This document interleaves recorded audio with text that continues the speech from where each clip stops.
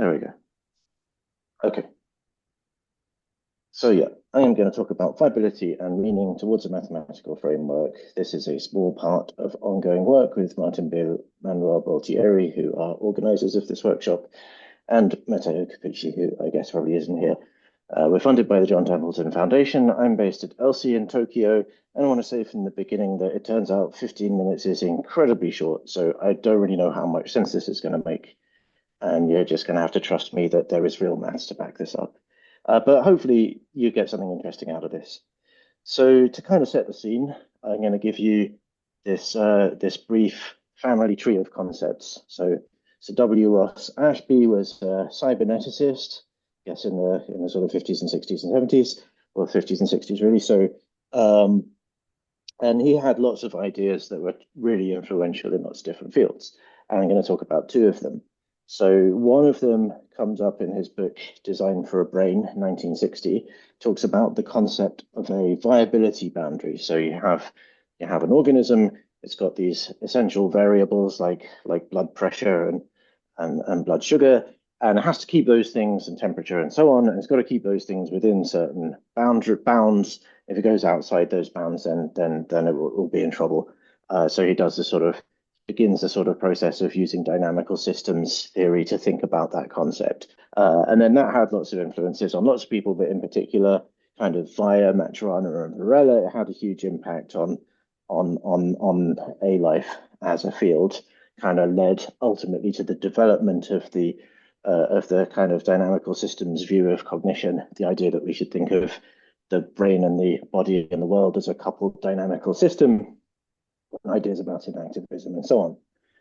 But there was another paper also by Ross Ashby and a guy called Roger Conant, which has the provocative but misleading title, Every Good Regulator of a System Must Be a Model of That System. It's not a bad title, not a bad paper, but the title is wrong. And that had lots of influence as well, particularly on the early development of control theory, led to something called the internal model principle. And I believe it was one of the ideas that kind of ultimately led to the representational view of cognition, where we think, well, yeah, maybe the brain's a dynamical system, but if states have meaning, they kind of represent facts or knowledge about the environment. And historically, these two things are seen as diametrically opposed positions. But more recently, or sort of relatively recently, and also recently, there's been a bunch of different things, different pieces of work that in some one way or another sort of try to reconcile those two positions, try and figure out how, like, is there anything to the representational view that can be said within the dynamical view? And this is often done using information theory. So I want to particularly mention that Randy Beer has some great work doing information theoretic analysis of evolved neural networks that kind of goes along these lines. And there's also the semantic information paper by Artemi and Morput. So and the general idea between at least those two things is that information theory. I mean, I might be butchering it, but I think this is roughly right. So the basic idea is that information theory lets us measure how two systems are correlated, such as an agent and its environment. I'm going to call that information, might be mutual information, might be transfer entropy, might be all sorts of other things you can come up with. The point is that some information in the system, some of the correlations are task relevant. So if your system is trying to do something like stay alive or maintain something within boundaries or reach towards some goal, then some of the correlations between that system and its environment kind of have to be there for it to do that task. And then so that part of the information can kind of be seen as meaningful or relevant. And what we try to do in this project is something conceptually very similar to that. It's definitely part of the broad family of things. But what we're particularly interested in is not just quantifying how much information is meaningful, but we actually want to know what it means as well, right? So we don't just want to know how much information is semantically relevant, but we want the actual semantic interpretation of it. And we end up not using information theory for this at the moment, so I'm just going to use a completely different set of mathematical tools, although we probably will in future work turn to an information theoretic version. We actually use a lot of category theory to do this, but I'm not going to talk about category theory or even really mention it again. Just you'll have to trust me that the maths is there. So a central concept is the idea of an interpretation map, which is something that Martin Beal and I kind of came up with somewhat naively, but it was a good idea. Three or 4 years ago now. So we were thinking about Bayesian beliefs, like what does it mean to say that a system has a Bayesian prior or that it updates it? Because Bayesian priors aren't the kind of thing that live in the physical world. They're not physical things. So where do they live and how do they relate to the physical world?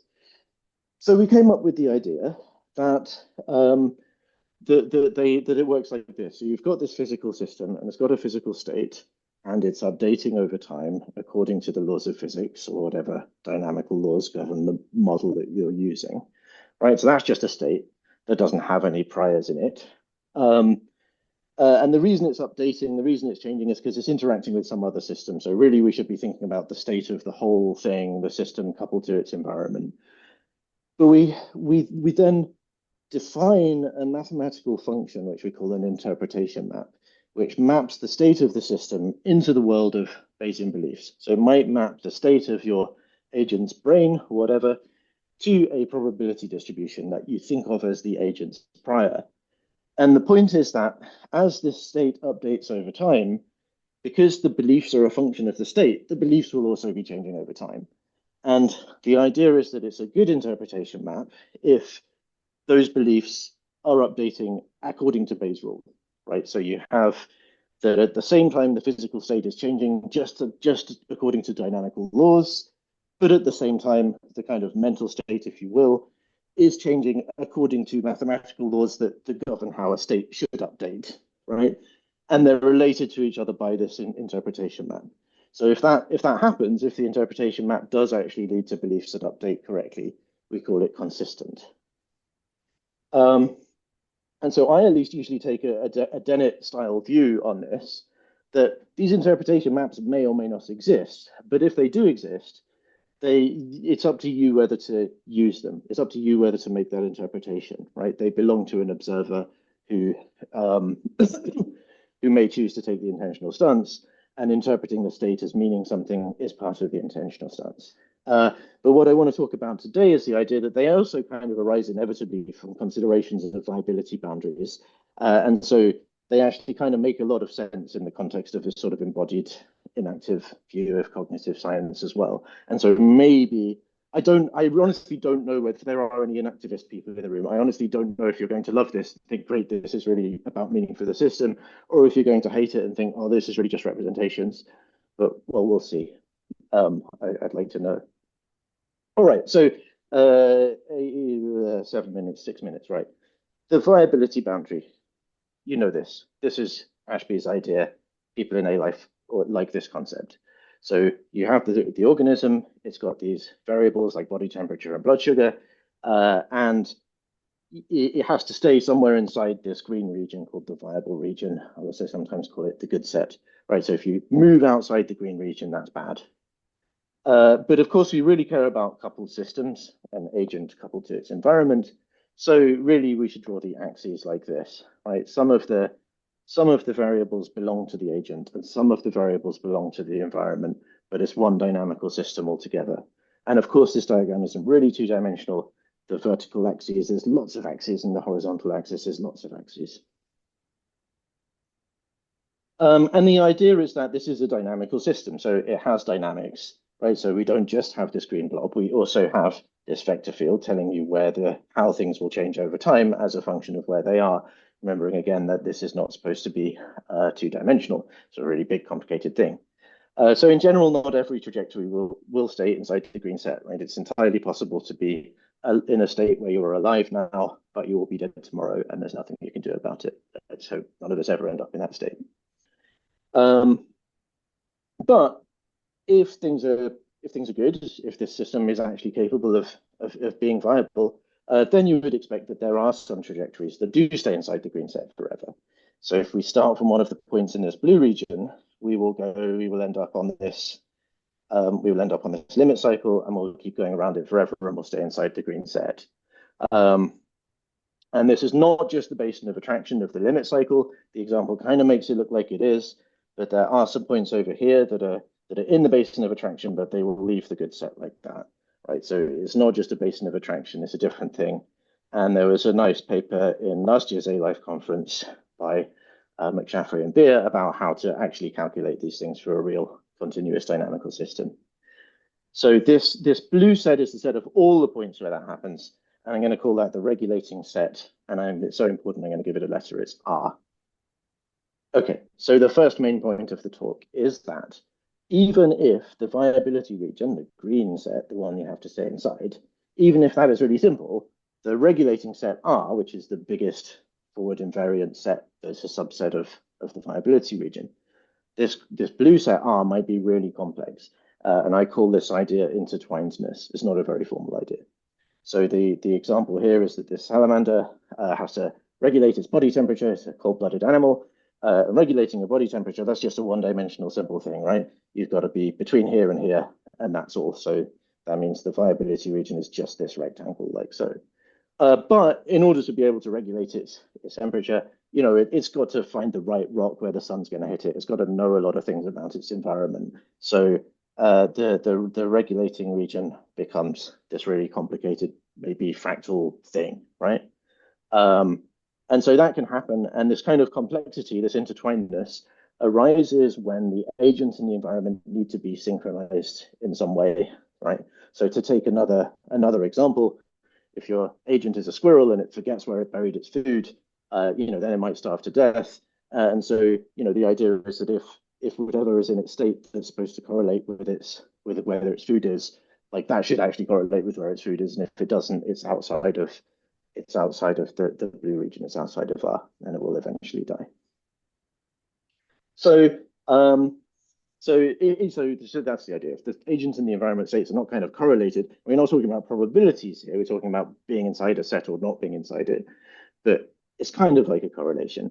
And the idea is if they're not correlated in the right way, then regulation will eventually fail. And so this whole thing I've set up is just a way to get at this idea of task relevant correlations. But then we get on to the second main point, which is really mathematically simple. And maybe I can spend 30 seconds going through it so you'll actually understand it. So the second main point is that R is a relation. What is a relation? You might remember that a relation is defined as a subset of the Cartesian product of two sets. And that means that for every element of U, which are the agent states, and every element of E, which are the environment states, either U is related to E or not, right? According to whether they are inside this blue set R. And so that's the definition of a relation. And one thing you can do lots of things with relations. They're like kind of the simplest. They're like a simple thing that has lots of implications. But one of the things you can do with a relation is you can turn it into a function. So you can say for every state U, little u, which is a state of the agent, there is a subset of the environment states that it is related to, right? One state U may be related to no environment states, might be related to lots of them, it might be related to just one. So we have this set, which we call psi of U, which maps states of the agent to sets of states of the environment. And this is the interpretation map that I mentioned. So obviously that doesn't make sense just saying it like that. Like I have to convince you that it is, and that's going to be really hard in 3 minutes. But it turns out that it is basically. And the way we think of it is that that if you know that the agent is in state little u, then the environment had better be in one of these states, psi of u. Because if it's not in one of these states, so if the agent is in little state u and the environment is in one of the states psi of u, then the whole system is in R and it will stay inside the regulating set, and that's good.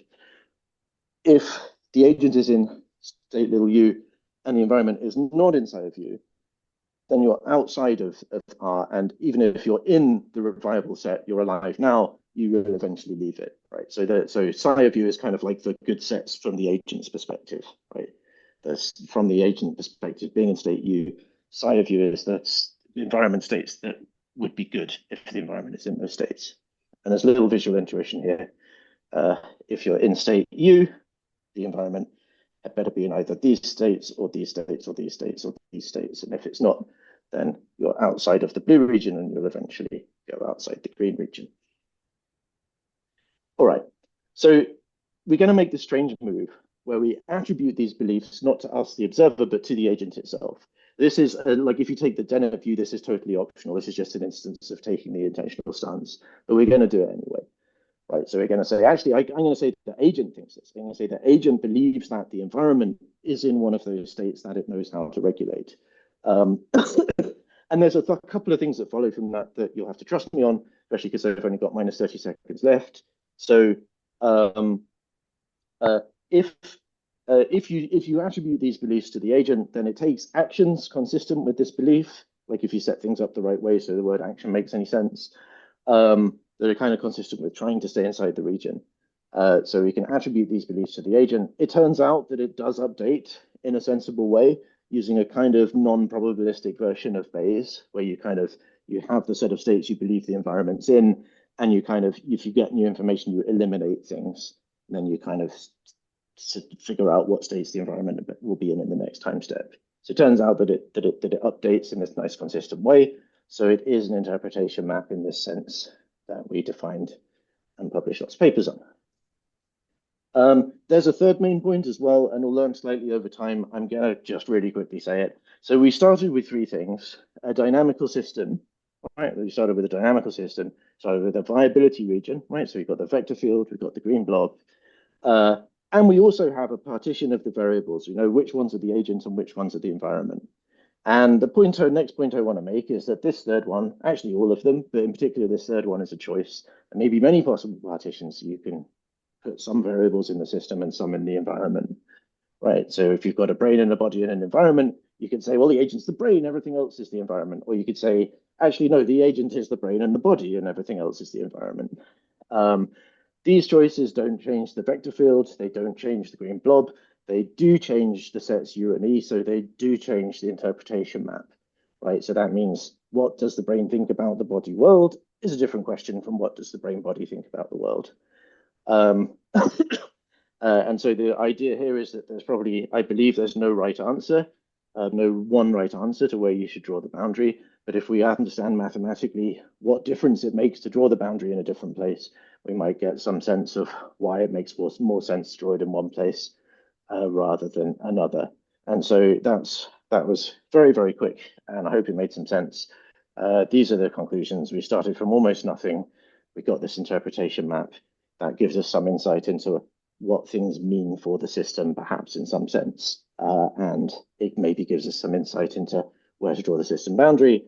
And in some ways, it's a kind of fixed version, a corrected version of Cohen and Ashby's ideas that's compatible with embodiment. And that's it. Thank you.